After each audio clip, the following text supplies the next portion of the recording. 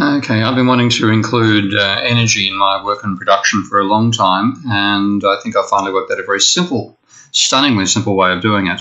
Let's just go partly through the history of the use of energy in production functions in economics, which has been literally an embarrassment. I want to start with a quote from a famous English physicist who was very good at communicating physics to the populace in England, and was also the person who confirmed Einstein's general theory of relativity experimentally, Arthur Eddington. He wrote a wonderful book called The Nature of the Physical World back in 1928, and pointed out at one point in that book that if you have a theory which is disagreement with Maxwell, well, that's okay. Maxwell has been obviously superseded by Einstein, so that's not a problem. If your pet theory happens to be contradicted by observations, well, there's a possibility that experimentalists got something wrong. But if your theory is against the second law of thermodynamics, I can give you no hope. There is nothing for it but to collapse in deepest humiliation. Now, frankly, that applies to all of economic theory, not just neoclassical, which I normally criticise, but the post-Keynesian, even environmental groups haven't yet got to the stage where they have a theory of production which fits within the laws of thermodynamics. A more recent paper last year said the empirical literature on the causal link between energy and economic output has produced inconclusive results for almost 35 years, which is a fairly good summary of the modern period. But if you go back far enough, you find that what I regard as the first genuine school of economics, and frankly the one we should have based our economic theory on rather than Adam Smith, the Physiocrats, given what they knew at the time, got it right. I think they were the only school of thought to really properly include the role of energy in production. And ironically, this is work which was done literally a century before we started to develop the laws of thermodynamics, or physicists started to work those out. Economists, of course, have ignored them. And this is a starting point for one of the many interesting works in this area, saying land is a source or matter from which all wealth is drawn. Man's labour provides the form for its production. Wealth itself is nothing but the food, conveniences and pleasures of life. Keep that phrase in mind, by the way. This is in Candlon in 1755. And by seeing land as a source from which all wealth is drawn, they're really saying, and this is said occasionally in the literature, though not as explicitly as this comments about land, is that land is the vehicle through which we exploit the free gift of energy from the sun. So they saw production as necessarily requiring this free gift, and they also saw that without the free gift, there would be no production, there would certainly be no surplus, meaning no possibility of getting back more than you put in. And talking about the product of the land, they said it divides into two parts. One comprehends the subsistence, and notice this, and the profits of the husbandman. In other words, provides a subsistence standard of living, but also possibly more than subsistence, which the rewards for his labour, and on the conditions on which he agrees to cultivate the field of the proprietor being the owner of the land. The other part of the production that remains is the independent and disposable part which the earth produces as a free gift to the proprietor over and above what he has dispersed. So they're seeing the returns of profit to the owner of land as being something they're taking, the free gift from the earth, coming, of course, via the sun. And it is out of this share of the proprietor is what is called the revenue, that he is enabled to live without labour and which he can carry wherever he will. Turgot in 1774. So here is a strong statement that production and profit occurs because we're exploiting freely available gifts of nature, and the vital gift of nature at the time they wrote was the sun. Now, the Physiocrats were a French school writing 20 or 30 years before the Industrial Revolution began in England, and industry in France was overwhelmingly agricultural, more so even than it was in England at the time. So to focus upon agriculture and see that as what they call the productive class, while treating industry as what they call in the Tableau Economique by Quenet, they called it the sterile class. They could only see the direct benefit of the free gifts of nature in agriculture, which made plenty of sense at the time, given that there was very little exposure to what was going on in industry, where you were starting to use what we now know as stored solar energy in the form of fossil fuels. So they were correct to say that the free gift, this energy, is essential for production. And that was lost when you look at Smith, who really effectively switched from seeing land to labour as the source of value. And notice the definition that Smith gives here of wealth is almost exactly the same wording as Cantillon. He was influenced by the Physiocrats. And I think what he did in his own reinterpretation of it, he lost the wisdom they had about the role of energy in production. Every man is rich or poor according to the degree in which he can afford to enjoy the necessaries of life, conveniences and amusements of human life. Now, where does it come from, according to Smith? He says, well, after the division of labour has once thoroughly taken place, it's only a very small part of these which a man's own labour can supply him. The far greater part of them he must derive from the labour of other people. And he finally says the value of any commodity is equal to the quantity of labour which it enables him to purchase or command. Labour, therefore, is the real measure of the exchangeable value of all commodities. So we've had a shift from seeing land as the source of value to labour as the source of value. And ultimately that led to Marx's assertion that the surplus of outputs over inputs was solely due to the characteristics of labour. I have other critiques of the labour theory of value, as some of you may know, but I'm going to focus just on the labour versus labour power arguments that Marx first developed. So in explaining where profit comes from, Marx said the worker receives means of subsistence in exchange for his labour power, but the capitalist receives in exchange for the means of subsistence labour, the productive activity of the worker, where the worker not only replaces what he consumes, but gives to the accumulated labour a greater value than it previously possessed. So now we've had a complete shift from the Physiocrats seeing land as a source of the capacity to generate a surplus to labour being the source of that capacity. Now, the neoclassical response to Marx arose out of the fact that Marx had taken the classical theory of value and turned it from a defence of capitalism and an attack on feudalism to a critique of capitalism itself. And out of the neoclassical response, we got the utility-based theories that you can trace back to Bentham and to Jean-Baptiste Say, becoming the foundation of what they see as the theory of value. And when they attempted to produce the theory of production, they basically aped the theory they had for consumption itself. They had no clear concept of surplus, certainly no role for energy. And we got ultimately the Cobb-Douglas production function and all those various variations that are still used in modern neoclassical works today. Now, the post-Keynesians, in reaction to the neoclassicals, rejected on empirical grounds the whole idea that you could smoothly substitute labour for capital, but they also had no explicit role for energy. So we get to this situation in terms of the modern state of economic theory and how much it recognises the role of energy. You have the labour theory of value arguing that surplus is derived from and proportional to the labour input in different industries. The neoclassical saying production is caused by substitutable factors of production, labour and capital with this mysterious component called A. And post-Keynesians having output generated by the use of labour and capital in fixed proportion. So whichever one of these two limits you're at, the minimum of either the capital output ratio or the labour productivity function, that will determine the amount being produced. And we have, in recent years, probably the most progressive work on trying to bring energy in comes out of the work of Kummel and Ayres and Vordalis, pardon me. Sorry about that. The Varnex production function, and that has output including energy as well. So you have K to the alpha, labour to the beta, and energy to the 1 minus alpha minus beta, and one of the many forms they put there at their function. Now that's got energy in there. So we have one with the labour theory value, no role for energy. The neoclassical model, no role for energy. The post-Keynesian, no role for energy. With the Kummel-Ayres-Vordalis formulation, there is an energy input, but you could set the term for energy to 0 and you'd still get output. So there's no way in which any of these argue that you can produce output in a way that recognises the role of energy. It's quite possible in any of these formulations to argue you can have output with 0 energy input.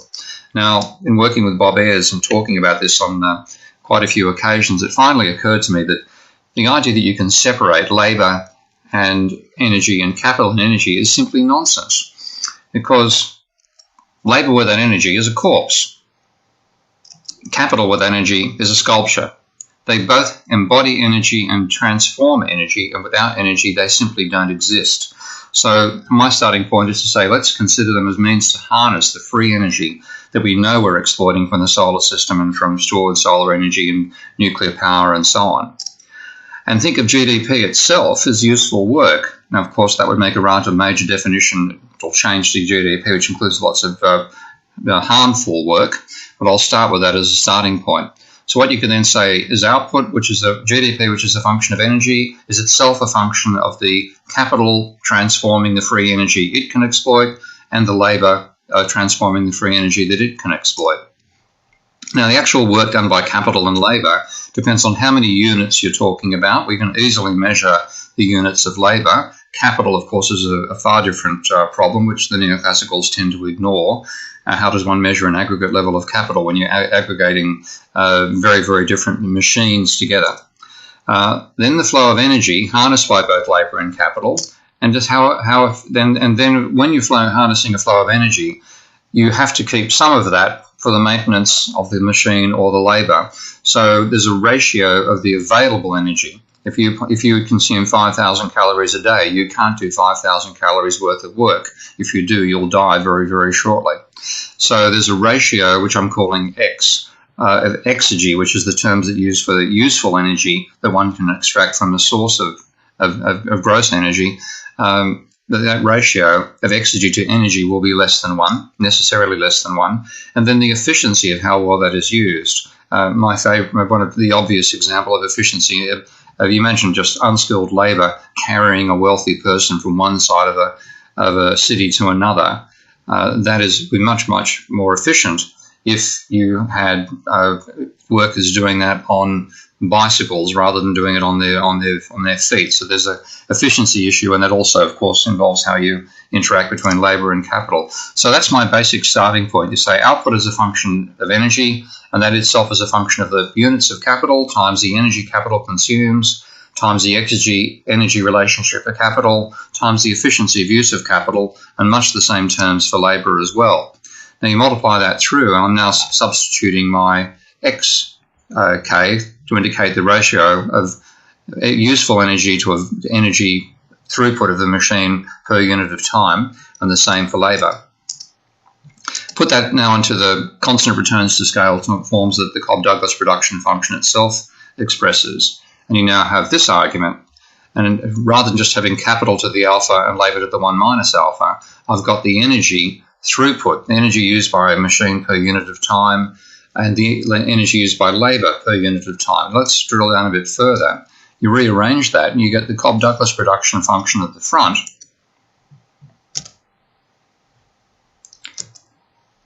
The units of which includes the units of capital and labour, which is in the standard Cobb-Douglas production function. You then get the energy usage of labour, unskilled labour in this case. I'm not considering skilled labour. That's really a way of controlling machinery. And the energy parameters of labour, you can pretty much drill them down to constants. So let's say that you could easily argue the maximum calories on average that people can consume per day be, say, 4,000 calories of energy per day.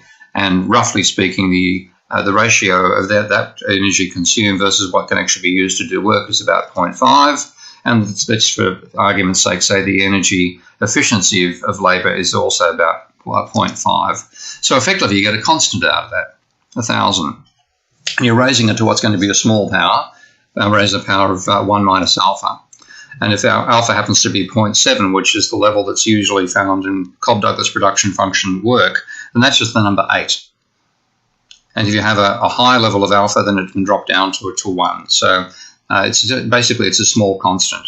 Now, on the other hand, the energy input for capital is a very different beast indeed, because the energy parameters there are the energy throughput that a machine can manage per day, and that has risen exponentially over time. If you just imagine the amount of energy per day that can be put through a steam engine, and compare that to the amount of energy per day that must be put through, for example, what's it called, the Falcon 9 rocket that Elon Musk has just designed.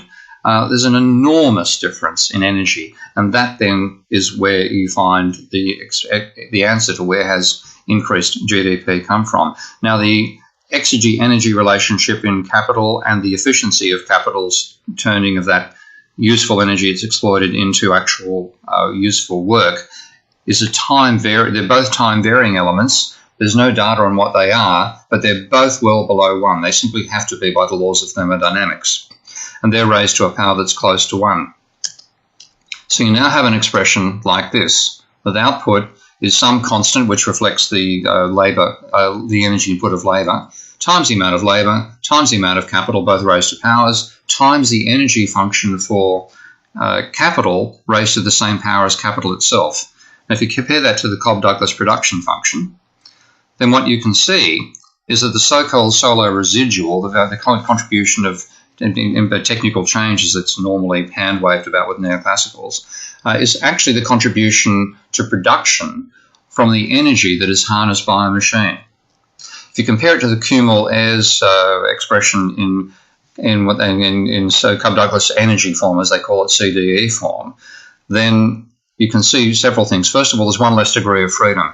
The Ayres formulation has alpha and beta, two separate terms. And energy, the 1 minus alpha minus beta. So there's 2 degrees of freedom in that. There's only 1 degree up here, which makes it harder to fit the data, but it also means you're not fudging the data when you do make a fit. And you can't put the Ayres formulation in output per worker form. This is gross output, gross GDP. You can't put it in GDP per head terms, because if you divide through by labour on both sides of the equation, you still get a residual for labour over here. But if you divide through my formulation here by labour, then you can express the level of output per head in terms of the capital to labour output, capital to labour input ratio. And you can also, and this is where I'm going to be mainly working in this presentation, you can also express it in terms of the gross amount of useful work done by machines per head of population. Now, in this situation, for a start, the alpha term here, which in Cobb-Douglas terms is normally seen as something reflecting the marginal productivity of capital, now it's just a scaling factor. It doesn't say anything about the marginal productivity of capital. And you can actually use this term as well to say, well, let's get rid of K, because K being an artificial construct anyway at the aggregate level, and use the actually measured information we have about the energy consumption by industry, because we do know the total amount of energy consumed by industry. It's an empirically known quantity. Now, there's always going to be errors in measurement and so on, but we can substitute for K times EK, which is the number of machines times the energy throughput per machine per unit of time. Substitute that with simply gross energy consumption by industry. And what you get out of that is now an expression that relates output to the labour input times the energy throughput of an industry times the efficiency and the energy relationship. Now, the trouble is we don't have any empirical explanation for these 2 terms. We don't have data on them, but we do have data on these 3. So put this in per capita terms now, divide through by labour on both sides. Oh, great, my animation's out of... Oh, that's great, I've stuffed that up. Okay, let's just take a look at it. Do I stop and record again? No, sorry, I'm going to live with this one. Okay, what we have here is GDP per head, which we know has got a cyclical trend, the employment rate, which we know is cyclical, and the energy per head, which we know, largely speaking, has a trend. So this is the overall expression. Pardon me for stuffing up, pointing out those elements here. But once I divide through by population, I've now got GDP per head over here. When I divide through by population over here, I can split that in 2 components, dividing one by one to labour itself, and the other dividing the energy input. And I now end up with an expression for labour raised to 1 minus alpha times the energy per head of population used by an economy raised to the power of alpha times these 2 terms, which we can't really know the value of. But we do have data for GDP per head, the employment rate, and energy per head. And I'll just show you those at the moment. Of course, we're saying that the main weakness in what I'm going to try to do empirically at the end here is we don't have terms for these 2. So GDP per head, that's going from $1960 forward for America, and a linear trend. You can see the impact of the financial crisis here, the 1990s recession as well, the 80s recession. They're all turning up nicely in the data, and a bit of a peak here, which I don't actually fit to the data because the energy data I have doesn't go quite that far in time. The employment rate. Now, given the fact that I'm talking just after the election of Donald Trump, who's appealing, saying, let's make America great again, and the popular attitude from the neoliberal left has been that unemployment's back to 4.9%. What's Trump complaining about? This is what he's complaining about. The employment ratio actually peaked in 2000, and the percentage of the population that has a job now, which is under 60%, it's recovered from the absolute low of the downturn, but is way below what it was before the crisis began, and only a small amount of that is accounted for by demographic change. In terms of the population group between the ages of 25 and 54 in America, which is a group which, of course, you would expect to be working at post-education age and well and truly pre-retirement age, there are 2 million less Americans with a job right now than there were before the crisis began in 2007, 2008. So the whole argument the economy is in full employment is just nonsense. Nonetheless, that's a bit of an aside. Okay, now energy consumption per head. This is quite a remarkable chart. I haven't actually, because I haven't had a formulation that let me bring this, the role of energy into production properly before. I haven't actually looked at this data in any detail, but if you'll see the website down there from the europa.eu, you can easily find the source of the information here, which is stored for basically the whole OECD. And that's quite remarkable because you can see a dramatic increase in energy per head after the 73 crisis, a plunge after the 73 crisis, booming again till the OPEC price change came in, an absolute plunge there, down at the 1990s recession, peaking in 2000. And now this is both a combination, I think, of energy efficiency changes. So this is the part that I can't actually capture in the equation because I don't have the data, but also a dramatic plunge with the financial crisis. And this is before the data turned around. I imagine there's been a bit of a turn up since then in energy per head. But interesting enough, we are now back to the same level of energy per head as we had back in the late 1960s. Now, that's both a good thing and a bad thing. Good in terms of more output per unit of energy input, so higher efficiency. But it's also showing the correlation between GDP per head and energy. It's actually showing a stalling in the genuine rate of growth of America. And I have a feeling this is something we're going to see becoming rather intractable because we're moving away from highly energy efficient oil and coal, of course environmentally degrading, across to less energy efficient in terms of energy output for energy input, solar and renewable energy sources. So we are facing a real crunch there. It's called the energy cliff, if you want to look that one up. Now, when you look at what I now do is I take the logs and take the change of the logs, which is working out percentage rates of change, and do the correlation of them. And of course, there is a correlation between GDP and employment, which are two terms in the equation. But when I include this function with the role of energy, I increase the accuracy of the correlation quite substantially. So if you just correlate GDP per head with employment, you get a correlation coefficient of 0.62. If you correlate GDP per head with energy per head, you get a correlation of 0.59. With this function and with alpha set to 0.7, which is the usual value done in Cobb-Douglas work, you get a correlation coefficient of 0.79. So a fairly substantial increase. So I think this is the beginnings of a decent equation to explain the role of energy in production and have a theory that accurately it states we have to use energy to produce output in the first place. So we have three components to it: energy and the efficiency of energy being used, profit and finance determining how much capital exists, and basically class power in terms of the struggle over the distribution of income and the amount of employment being offered. So all those dynamics tie together, and I think we can get a very rich function that relates our output to the labour, capital and energy inputs, which we haven't had since the Physiocrats were around 2 centuries ago. And of course, once you've got energy included as part of production, you also, because you're necessarily talking about the second law of thermodynamics and waste and so on, it should be possible to make an explicit link from this equation to entropy, waste and ecology issues, which economics has still failed to do. So that's a bit of a in a very rough additional introduction. I don't cover those issues at all in my next book, but I thought I'd mention it anyway if you watched this far. This new book is coming out in April, May of next year and published by Polity Press, and it's called Can We Avoid Another Financial Crisis?